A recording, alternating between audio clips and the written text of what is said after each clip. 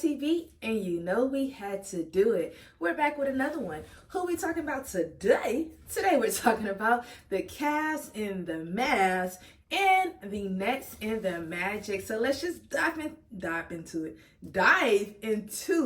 Give y'all a recap, showdown, rundown. Y'all know how we get down. So let's dive into it and talk about the Dallas Mavericks and the Cleveland Cavaliers first. And that is the Cleveland Cavs taking it 121 to 119 in literally the last second of the game. So first things first, I'm just so excited because it was such a good game. Back and forth type of game. The Mavs, basically, they had double-digit leads, and it was like Max, I guess I'm talking about him first, so we'll just talk about him first.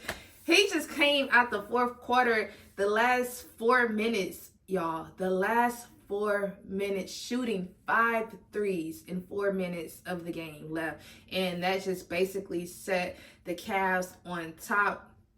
It was like he was just hitting them back to back to back to back. And then the last second of the game, it was like PJ Washington, he had the dunk for the Mavs. And then right after that, literally right after that, because PJ Washington shot a dunk or made a dunk in the last 2.9 seconds of the game. And then it was like Max Strus, he inbounded the ball, they passed him the ball back, and then he took one dribble. He was right there because they played in Cleveland. So where the big C is at Halfcourt, it was right behind the C. Shot a 59-footer three, and that thing went in. You seen the buzzer going off as the ball was still going into the basket. And it's like, that's how you win a game.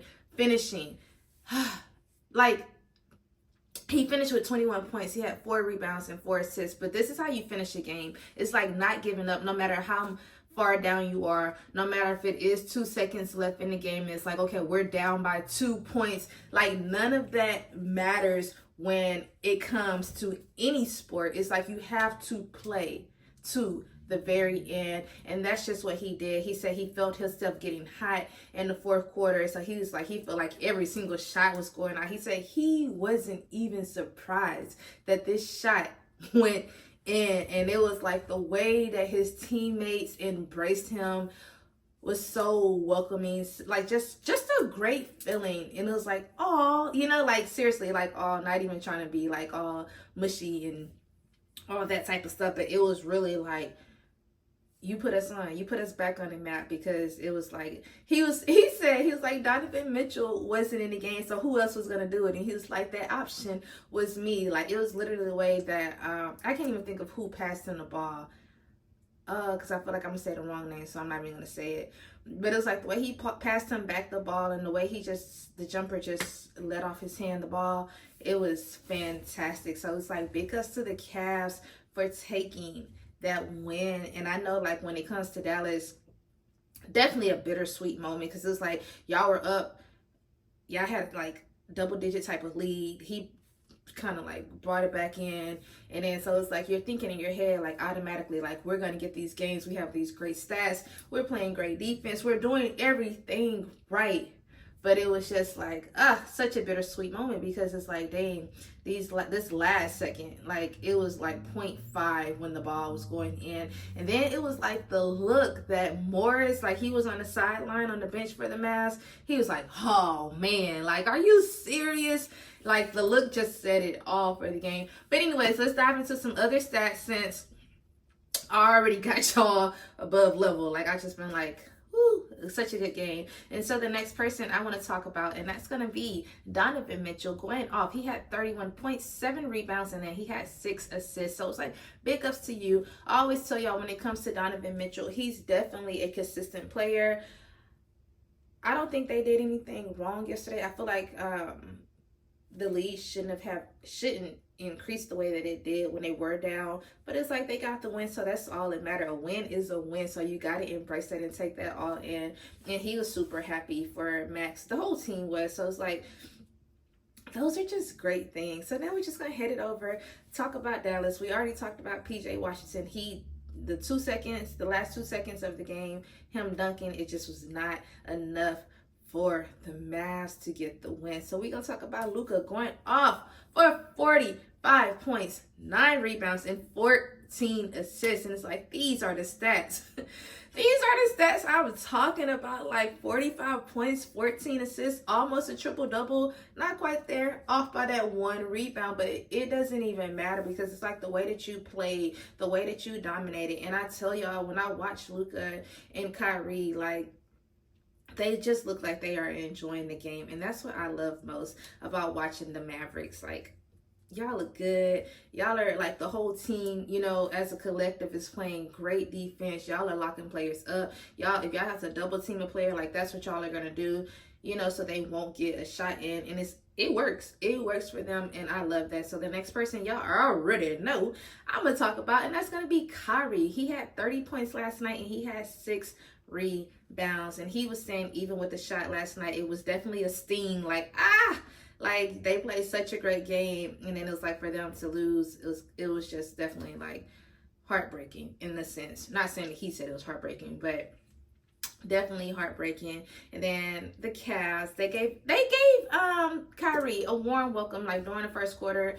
They gave him like a little video, a heartfelt video, so he felt good. You know, he gave them a little heart to his fans because they were saying, ESPN, they were saying they didn't know how the crowd, I guess, was going to embrace him because this was his first time playing, I think, since he's been with Brooklyn and Cleveland. But they were saying they didn't know how everybody was going to embrace him, but actually he had definitely a warm felt, you know, embrace, welcoming from the fans. And that's just always good to see, like when you do go back to teams that you play and it's not hate, like it's all love in my Dirk voice. But I love that. And I just, like I tell y'all about Kyrie, I love what he's growing into. When he played with Brooklyn, you know, went back to Brooklyn and played, and then he went off and then, you know, going to the Cavs and, you know, doing an amazing job last night. And even when it comes to the Celtics, like he's just a stand-up guy, like point blank period. And I really feel like he found his niche. I feel like he found his home as far as Dallas. He seems so happy there, and I love that for him. So me personally, just want to continue to wish greatness to Mr. Kyrie Irving. And y'all, that's really all I had for that game. It was just like a nail biter, and then last seconds, exciting. But I tell y'all, I like how the Cavs, I feel like the Cavs, the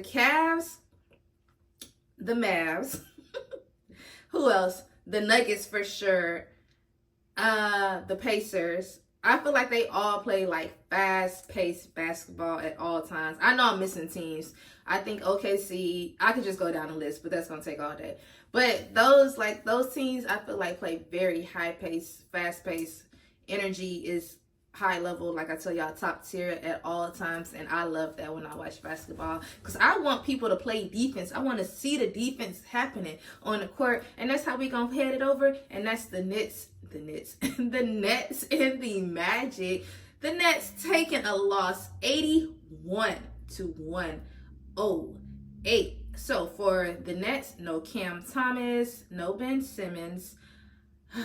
And then for the Magic, they didn't have Banchero, their leading person on the team. So let's just dive into it, talk about the game, give y'all a nice little recap.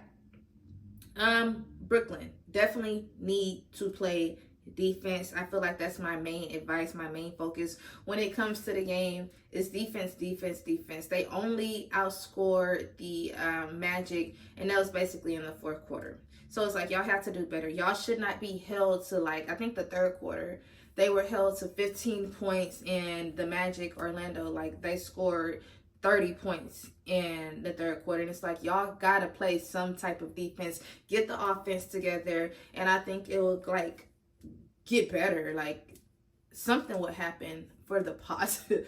Something good would happen. But let's just talk about the stats, and that's going to be Schroder. And even on Brooklyn, because here I go, getting wrapped up.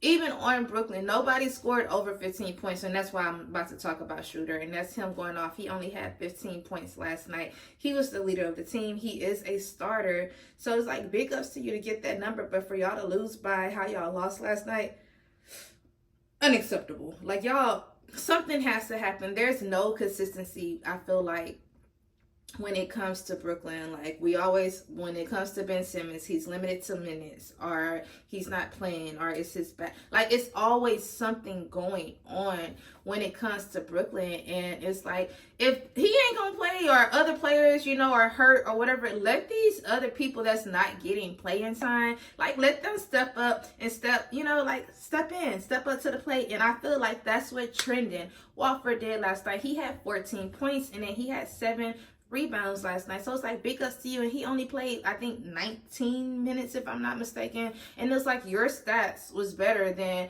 most of the starters last night. So it's like, if y'all see people that aren't getting in the game shining, and, you know, they're getting hot, they're playing defense, they're doing what they need to do in the game, it's like, keep them in the game, because obviously it's helping for, you know, for them to score, play defense, and all these things. So that's just how I personally feel when it comes to Brooklyn. Like, you don't always have to play the starters, because sometimes, I am going on a rant. Yes, I am. No, just joking.